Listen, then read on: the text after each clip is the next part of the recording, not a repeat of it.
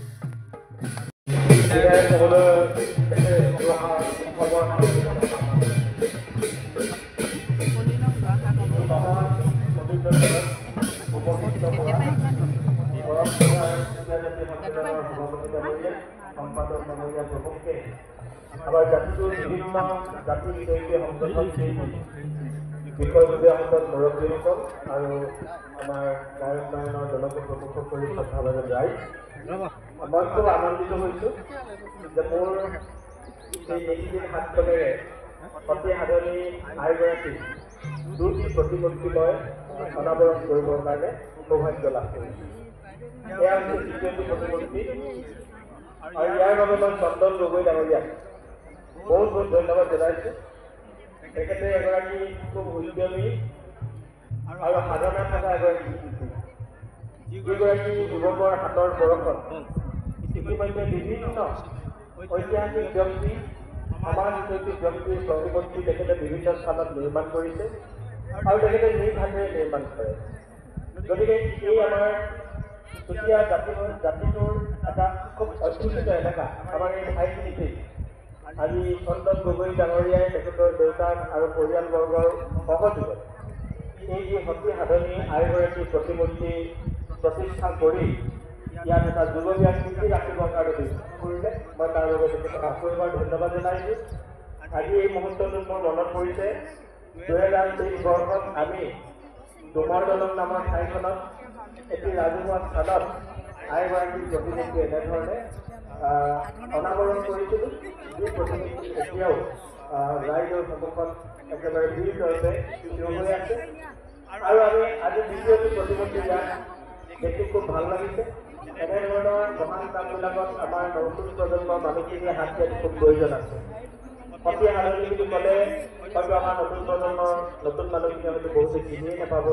অন্ততঃ ইয়াত প্ৰতিমূৰ্তিটো থকাৰ পাছত ওচৰ চুবুৰীয়া এই সুধিব, পিতৃ সুধিব যে মূৰ্তিভাগ কাৰ বা এই মূৰ্তি কাৰ হয়, তেতিয়া মাক দেউতাকে হ'ব যে আমাৰ জাতিৰ এগৰাকী বীৰাংগনা, যিগৰাকী বীৰাংগনাই নিজৰ জাতিৰ মান অভিমান স্বাভিমান ৰক্ষা কৰিব কাৰণে নিজৰ জীৱনকো সুস্থ কৰিছিল। এই কথাখিনি তেখেতলোকে ইতিহাসৰ পাঠ কেতিয়াই নতুন প্ৰজন্মৰ মাজত বিলাই দিব পাৰিব। গতিকে এনেধৰণৰ কামবিলাক মহান, এই কামবিলাকৰ বাবেই আমাৰ সমাজবিলাক আচলতে আৰু অধিক প্ৰেৰণালৈ আগবাঢ়ি যায়। গতিকে মই পুনৰবাৰ আপোনালোকক ধন্যবাদ জনাইছোঁ আৰু অসম চৰকাৰৰ মাননীয় মন্ত্ৰী বিমল বৰালীকক মই বিশেষভাৱে ধন্যবাদ জনাইছোঁ যে তেখেতে এই ঠাইখনতেই আজি এদিনীয়া বৰ্ণাঢ্য কাৰ্যসূচীৰে ইয়াত চৰকাৰী পৃষ্ঠপোষকতাত সতী সাধনী দিৱসভাগ খুব সুন্দৰভাৱে আয়োজন কৰাৰ ব্যৱস্থা কৰিলে। দুয়োটা আমাৰ চুতীয়া জাতীয় সন্মিলনকে ধৰি দুয়োটা জাতিৰ সমাজহিতৈষী সংগঠনে একেলগে লগ লাগি স্থানীয় ৰাইজৰ সহযোগত খুব সুন্দৰ আয়োজন কৰিছে আৰু এই আয়োজনৰ বাবে আপোনালোক নিশ্চয় কৃতজ্ঞতাৰ পাত্ৰ, ধন্যবাদৰ পাত্ৰ। গতিকে এনেধৰণৰ কামে আচলতে বহুত উৎসাহ যোগায়। আমাৰ ইতিহাসটো হৈছে সমন্বয়ৰ ইতিহাস, সকলো মানুহ লগ লাগি হোৱা এখন ইতিহাস। গতিকে আমি সকলোৱে একেলগে আগবাঢ়ি যাব লাগিব। বিমল বৰা ডাঙৰীয়া যেতিয়া সাংস্কৃতিক মন্ত্ৰী হ'ল 2023 চনত তেখেতে সতী সাধনী দিৱস আমাৰ থলুৱা ঠাইখিনিলৈকে আনিছিল, এইবাৰো ইয়ালৈ আনিলে। অকল সতী সাধনী দিৱসেই তেখেতে আনিছে এনেকুৱা নহয়, আমাৰ লাচিত দিৱসো তেখেতে মোৰ সমষ্টিত পাতিছে, চুকাফা দিৱসো মোৰ সমষ্টিত পাতিছে। আজি আমাৰ স্থানীয় মন্ত্ৰী এজন আছে কাৰণে আমি এই সুযোগ লাভ কৰিছোঁ। গতিকে অসম চৰকাৰক মই ধন্যবাদ জনাইছোঁ যে বিমল বৰাৰ দৰে এগৰাকী সুযোগ্য আমাৰ স্থানীয় সংস্থাপক আমাৰ শিক্ষাসকলৰ এগৰাকী সন্তা আমাৰ অসমীয়াৰ সৰু ভাতৃ গতিকে আজি একেলগে সদনৰ মজিয়াত বিভিন্ন বিষয় বা বিষয়ৰ কথা আমি আলোচনা কৰোঁ গতিকে এই ব্যক্তিগৰাকীক সুন্দৰ দায়িত্ব দিয়াৰ বাবে আজি আমি এইখিনি সুবিধা লাভ কৰিছোঁ গতিকে মুখ্যমন্ত্ৰী ডাঙৰীয়াক মই পুনৰবাৰ ধন্যবাদ জনাইছোঁ আৰু সভাখনত আপোনালোক সকলোলৈকে আৰু জ্যেষ্ঠসকললৈ মই সেৱা নিবেদন কৰি এই মোৰ বক্তব্য সামৰিছোঁ ধন্যবাদ নমস্কাৰ আৰু এই নিৰাংগনা হাতীয়া গান্ধীৰ প্ৰতিমূৰ্তি আপোনালোকৰ হাতত